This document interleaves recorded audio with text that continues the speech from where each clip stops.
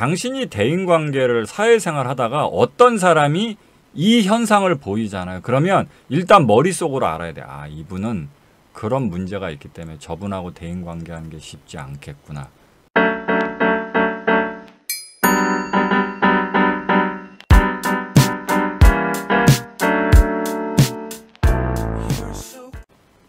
대인관계, 사회생활을 잘 못하는 사람들이 있다고 쳐봅시다. 우리 세상에 대인관계와 사회생활을 자기가 원하는 만큼 잘 못하는 사람들이 있어요. 이걸 보통 일반적인 영역에서는 그러면 당신은 대인관계를 왜 잘 못한다고 생각하세요? 이렇게 물으면 늘 허구한 날 그놈의 얼어 죽을 두 개가 늘 나옵니다. 하나가 뭐야? 그 유명한 성격 타령. 성격이 어째서, 매력이 어째서. 그쵸? 뭐 이런 얘기 합니다. 그러면서 뭐 공감 능력, 뭐 센스, 뭐 말을 잘 못해서, 뭐 재미가 없어서, 뭐 이런 식으로 이런 문제들이 자기가 대인관계, 사회생활을 잘 못하는 사람들이 당신은 뭐 때문에 대인관계를 잘 못하고 사회생활을 잘 못하는 것 같아요. 그러면 늘 이런 것들을 타령하는데 이번 강의에서 이야기하는 건 이게 핵심이 아니라는 겁니다. 전혀 아니다. 대인관계, 사회생활을 잘 못하는 사람들은 그래서 뭐 물론 기능적인 부분이 있죠. 기능 부족. 다른 웬만한 인문학에선 언급하지 않는 부분들. 대인관계를 잘 못하는 사람들은 대인관계를 하는데 필요한 기능이 부족하다는 그런 부분이 있고, 근데 그렇지만 이거는 이번 강의 시리즈에서는 다르지 않으니까 패스하도록 하고. 그럼 기능 부족 말고 나머지는 뭐밖에 없냐? 이게 안 되는 사람들.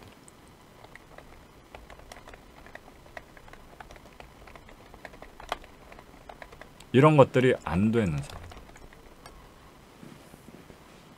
웃기죠? 그러니까 자기 감정의 이해와 사용이 안 되는 사람들이 대인관계를 잘 못합니다. 근데 이런 사실조차 모르시는 분들이 너무 많아요. 근데 자기 감정의 이해와 사용도 안 되는데 맨날 무슨 뭐 명상나부랑이 하면서 뭐 마인드 컨트롤, 뭐 긍정적 마인드, 기분 조절, 용서, 화해, 다스림, 뭐 이딴 거 하고 앉아있습니다. 대인관계와 사회생활을 잘 못하는 사람들은 무조건 자기 감정의 이해와 사용이 일반 사람들에 비해서 현격히 떨어져요. 근데 지금은 이걸 되게 약간 개념적으로 제가 설명을 했잖아요. 그걸 제가 그냥 사진 한 장으로 보여드릴게요. 사진 한 장.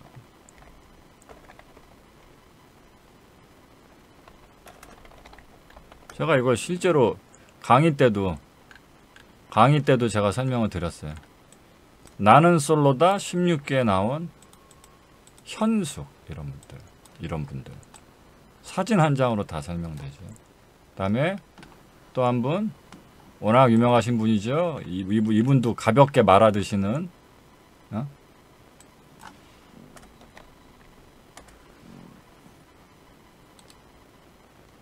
나는 솔로다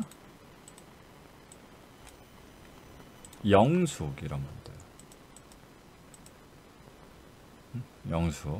영숙과 현숙. 그러면 왜 제가 왜 사진 한 장으로 이게 설명이 됐냐? 라고 설명을 드렸죠.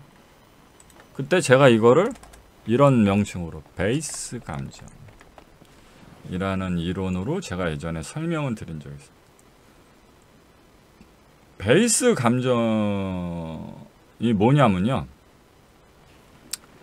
감정 분화, 감정의 정의, 감정의 수용, 감정의 사용 이런 총 4가지 부분에서 이상이 있을 때, 이상 또는 부족이 있을 때 발생하는 현상입니다. 발생하는 감정, 감정이 베이스 감정이라고. 그래서 요런 베이스 감정을 가질 때마다 어떤 현상이 생기냐면 표정의 특정 반응이 발생합니다. 특정의 반응이 발생해서 보통 두 가지 형태로 주로 나타나서 그냥 그래서 제가 심지어 이런 말씀 드린 적이 있어요. 당신이 대인관계를 사회생활 하다가 어떤 사람이 이 현상을 보이잖아요. 그러면 일단 머릿속으로 알아야 돼. 아, 이분은 그런 문제가 있기 때문에 저분하고 대인관계하는 게 쉽지 않겠구나 라는 걸 알고 계셔야 됩니다. 이건 과학적인 현상이기 때문에. 그래서 이 베이스 감정을 가지신 분들은 표정으로 두 가지 특징을 고스란히 드러낼 수밖에 없어요. 첫 번째는 현숙, 영숙의 표정 같은 걸 합니다. 현숙, 영숙의 표정이란 게 뭐냐면 이게 주의하셔야 될 게 어떤 특정 표정을 말하는 게 아닙니다. 그래서 케바케, 싸바싸 다 달라요. 그러니까 어떤 표정이면 다 그런 표정이 아니라 이거 의미를 잘 이해하셔야 돼요. 주고받는 대화 내용, 돌아가는 상황 맥락과 상관없이 대화 중에 불필요한 표정 반응을 나타내면 이게 베이스 감정 표현을 하고 있구나 이렇게 이해하시면 됩니다. 이걸 제가 좀 더 쉽게 제가 직접 표정으로 얘기해 볼게요. 예를 들어서 제가 그런 문제를 가지고 있는 사람이라고 치고 여러분들이 저하고 이렇게 평소에 아는 사람이에요. 근데 여러분들이 제가 여러분들한테 돈을 빌린 거죠. 한 50만 원 빌렸는데 갚는다 하면서 안 갚고 있어요. 그러다 만난 거예요. 근데 여러분들이 저를 보고서 교수님 왜 돈 안 주세요? 이거 저번에 빌려가셨잖아요. 왜 자꾸 이제 카톡도 안 받으시고 왜 오늘 돈 있으면 오늘이라도 좀 돈 좀 주세요. 좀 쓸 데가 있어서요. 그러면 지금 약간 난감한 상황이잖아요. 난감한 상황이면 그 난감한 상황, 난감한 내용들이 주고받아지는 대화의 내용 이해되셨죠? 대화의 내용과 상황적 맥락에 걸맞는 감정을 내가 가져야 되고요. 맞죠? 지금 그런 내용이 나오고 있잖아요. 난감한 대화 내용과 난감한 상황의 맥락이 지금 흘러가고 있기 때문에 내가 지금 가지고 있어야 되는 감정은 그 돈, 내가 그게 갚으려고 했는데 하면서 이 상황에 맞는 내가 감정을 가지고 있어야 되고 당연히 내 말, 표정, 행동 이렇게 언어적이고 비언어적인 것도 이 대화 내용과 상황 맥락에 맞는 또 거기에 맞는 감정에 맞는 그런 표현을 해야 된단 말이에요. 너무 당연하죠. 근데 갑자기 중간에 왜 돈 안 갚으세요? 저번에도 카톡 했는데 받지 않고 그때도 일주일이면 된다 그랬잖아. 이런 얘기 할 때 그 얘기를 들으면서 어떻게 하냐면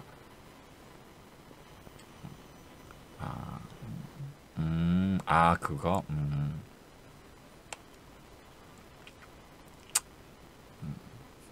이러면서 가만히 있지 않고 뭔가 표정을 계속 바꿔. 어떤 표현을 해. 근데 그 표현이 지금 이 대화 내용, 이 상황과 관계없는 거예요. 마치 못 참고 다리 떠는 것처럼 왜 불안한 사람들이 막 습관적으로 막 다리 떨거나 막 손톱 물어뜯는 것처럼 가만히 있지 못하고 표정을 계속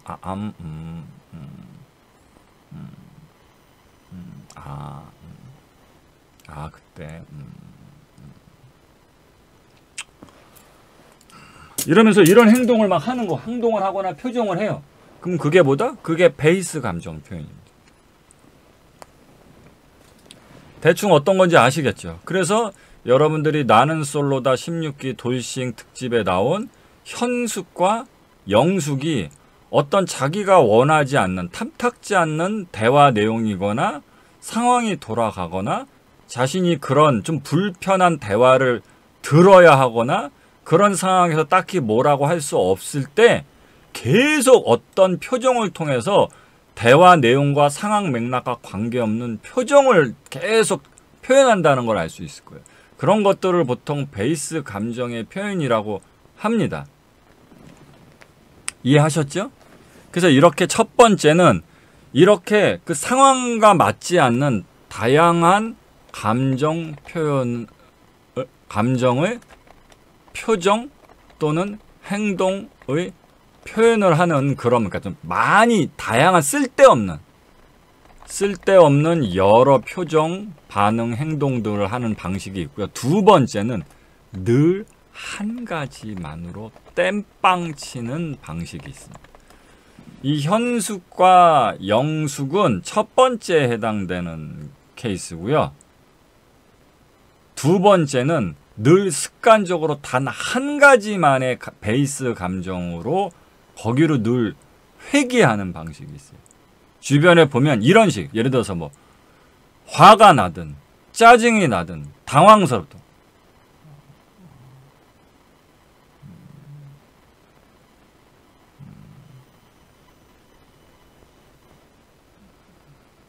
어떤 식이든 늘 어쨌든 그 표정, 그 감정 반응은 이 상황하고 맞지 않는 건 첫 번째 유형하고 똑같지만 이건 늘 한 가지 표정 반응을 한다는 차이점이 있어요. 뭐 뚱한 표정일 수도 있고요. 멍한 표정, 심드렁한 표정일 수도 있고 어떤 식으로든 늘 그런 상황만 되면 그 한 가지 표정 반응으로 돌아가는, 현숙은 두 가지가 섞인 편이에요. 요것도 있으면서 1번도 있는 케이스고 영숙은 1번만 있는 케이스고 그런 차이점입니다. 현숙이 그런 표정하고 있을 때 그 베이스 감정 두 번째 해당되는 표정할 때 그게 어디 있을 텐데. 여기 있다. 요거 저기. 라이브 때 나왔던 요런 표정. 항상 자기가 불편하고 난감한 상황 되면 늘 이 표정으로 들어가죠. 하고 눈 깔고 이러고 이 표정 기억나시죠? 요런 식 반응. 입도 이렇게 셀쭉거리면서 눈 내려깔고 불편한 느낌의 이 표정. 요게 이 현숙이란 여자가 늘 사용하는 전형적인 두 번째 패턴의 베이스 감정 표현입니다. 항상 이런 표정을 쓰죠. 그래서 어떤 사람이 이렇게 영숙의 1번 패턴의 베이스 감정 표현을 쓰거나 또는 현숙의 2번의 베이스 감정 표현을 쓰면 무조건 뭐다? 대인관계 사회생활을 잘 못하는 사람이다. 그게 이렇게 감정, 이걸 그냥 다 줄여서요. 이게 안 되는 사람들을 뭐라고 표현하냐면 감정 둔화의 문제가 있는 사람이다. 이렇게 이해하시면 됩니다. 조금 전에 말씀드렸던 이 베이스 감정 표현 1번 패턴과 2번 패턴을 쓰는 사람은 무조건 이거 다 줄이고 감정 둔화에 문제가 있는 사람들이다. 이렇게 이해하시면 됩니다. 그러니까 뭐냐? 그냥 하드웨어적으로 대인관계를 잘하기 힘든 사람이다. 바탕 자체가 대인관계를 잘하기 힘든 사람이다. 이렇게 이해를 하시면 됩니다. 그러면 왜 그럴까? 그리고 이게 가지는 문제가 뭘까에 대한 이해를 가지셔야 돼요. 우리가 그냥 이런 나는 솔로다 같은 거 보면서 그 사람 성격이 어쩌고 저쩌고 뭐 싸가지 같고 이기적이고 뭐 어쩌고 뭐 맨날 이런 거 누가 누굴 좋아하고 뭐 여우고 맨날 이런 거 봐야 아무것도 배울 수 있는 게 없어요. 여러분들한테 적용이 안 됩니다. 그러면 이게 왜 그럴까? 인간의 감정은 늘상 말씀드리다시피 감정 공식의 지배를 받습니다. 어느 분이 막 하트를 막 쏴주고 계시네요. 감사합니다. 감정 공식 하도 들어가고 다 외우셨죠? 생각 플러스 감각. 인간의 모든 감정은 그게 사랑의 감정이든 뭐 두려움이든 뭐 공포든 초조함이든 뭐든 인간이 가진 모든 감정은 감정 방정식, 감정 방정식에 의지를 할 수밖에 없고, 그래서 이 공식이 뭐다? 감정은 생각 플러스 감각이다. 즉 감정이란 것은 자신의 내부에 발생한 생리적인 감각 위에 그것과 감각과 연관된 어떤 생각이 합쳐져서 감각 위에 얹어진 생각적 견해의 합이 감정이다. 이해되셨죠? 근데 여기서 이 감정이 감각 위주로만 개발이 돼서 생각이 잘 얹어지는 조금 성인 버전의 감정으로 잘 자리 잡히지 않으면 그걸 감정 둔화의 문제가 있다 이렇게 얘기하는데, 이걸 이해하려면 인간의 감정이 학습의 산물이라는 걸 이해하셔야 됩니다. 인간이 원초적으로, 즉 태어날 때부터 가지는 본능적 감정, 즉 생득기제, 날 때부터 가지는 생득기제적인 개념에서의 감정은 약간의 공포, 두려움, 요 정도 수준입니다. 인간이, 여러분들이 태어나서 사회 속에서 언어를 배우고 다른 사람들이 어울려 살아가는 공동체 사회 속에서 길러지지 않고 늑대 소년처럼 야생에서, 자연에서 홀로 버려져서 자라났다면 우리들이 가지는 감정을 자세하게 이렇게 똑같이 느끼기 어렵다. 그래서 원초적으로 생득기제적으로 가지는 인간의 본능적 감정은 공포나 두려움, 요 정도의 감정에 불과하다. 그럼 우리가 말하는 뭐 사랑, 불안, 또는 뭐 추조, 기쁨, 뭐 웃김, 이런 감정들은 전부 다 뭐다? 어떤 후차적 학습을 통해 만들어진 감정들이다. 그래서 제가 예전에 몇 번 비유를 드렸을 거예요. 아주 뭐 좀 전에 말씀드린 원시 시대라든가 뭐 인간사에서 동떨어져서 키워진 늑대 소년이라든가 이런 거를 뭐 아주 옛날로 넘어갈 필요도 없이 그냥 불과 얼마 안 된 조선 시대로만 넘어가도 조선 시대 사람들한테 손발이 오그라든다, 개쩐다, 수액, 힙하다,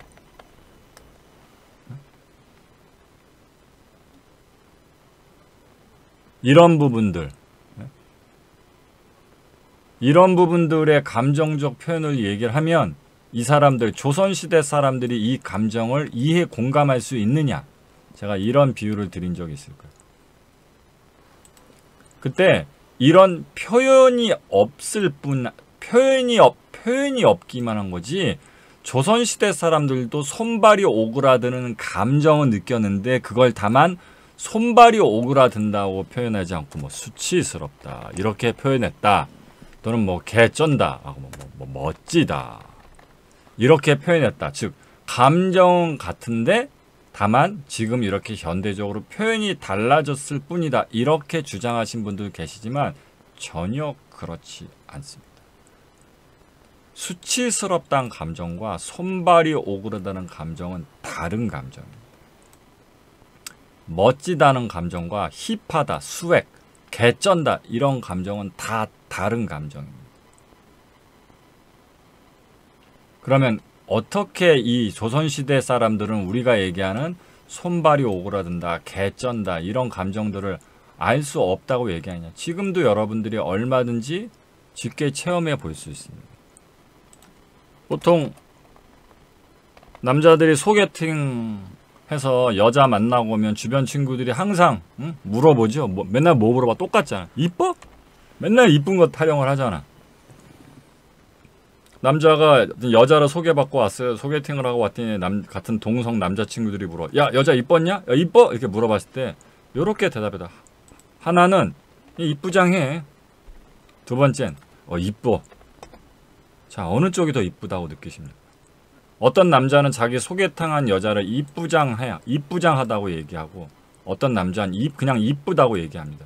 이쁘장하다고 표현한 여자가 더 이쁘게 느끼십니까? 그냥 이쁘다고 표현한 여자가 더, 당연히 이게 더 이쁘죠. 여기 이쁘단 말이 들어갔음에도 불구하고 이쁘장해 라는 약간의 언어적인 변화만 있어도 이 둘의 미모를 느끼는 감정적 방향, 색깔, 강도가 달라진다는 걸 알 수 있어요. 그렇죠. 이렇게 작은 언어적 표현만으로도 특정한 대상에서 느끼는 인간의 감정이 다른 색채로 변화한다는 걸 느낄 수 있습니다. 그렇죠? 그럼 다시 또 그 공식이 나오는 겁니다. 감정은 생각 플러스 감각. 감각적으로 눈으로 이쁜 여자를 봤어. 근데 생각, 이걸 또 다른 식으로 이렇게 바꿔볼 수도 있지. 왜냐? 우리 인간의 생각들은 언어를 기반으로 하거든요. 그래서 똑같이 이쁜 여자를 감각적으로 봐도 그 감각적으로 본 거에 어떤 언어적인 생각을 덧붙이냐로 감정의 부차적 결과가 달라지는 거예요. 똑같은 여자를 봐도 이쁘장하다고 표현하면서 느끼는 감정과 이쁘더라 이렇게 이쁘다고 언어적으로 표현해서 느끼는 감정은 다르단 말이에요.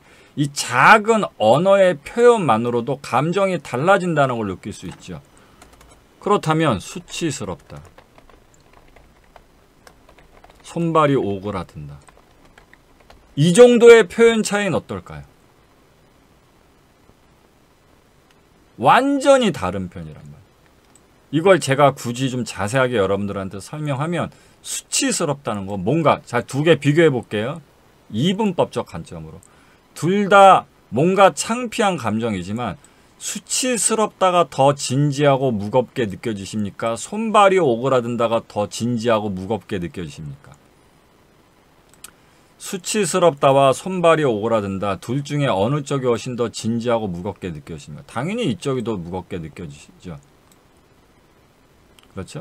뭔가 책임감도 덜하고 가볍고 이런 느낌도 훨씬 더 이쪽에 들잖아요. 그리고 이 수치스럽다와 손발이 오그라든다 또 이번에는 무겁고 진지한 쪽이 아니라 분노적인 색채. 단순히 창피한 게 아니라 거기에 분노, 화남이라는 감정이 만약에 섞였다면 이쪽이 더 분노가 섞인 창피한 것 같습니까? 손발이 오그라든다가 더 분노와 화가 더 포함된 것 같습니까? 둘 중에 어느 쪽이 분노와 화가 조금이라도 더 많이 포함된 것 같으세요? 그렇죠? 이쪽이죠. 이렇게 이분법적으로 구분해보니까 어때요? 완전히 다른 감정이죠. 완전히 다른 감정이에요. 자, 그럼 봅시다. 자, 드디어 이제 이해할 수 있는 거예요. 아이고, 시간이 돼서 일단 오늘 요거는 일부 강의인 요거서 또 핵심적인 부분에서 끊어야 되겠네. 미안하게 또. 그래서 일부 강의 일단 여기서 마치고 시간이 돼서 나머지 좀 하이라이트 부분은 2부 강의 넘어가서 진행하도록 하겠습니다. 2부 강의에서 뵙시다.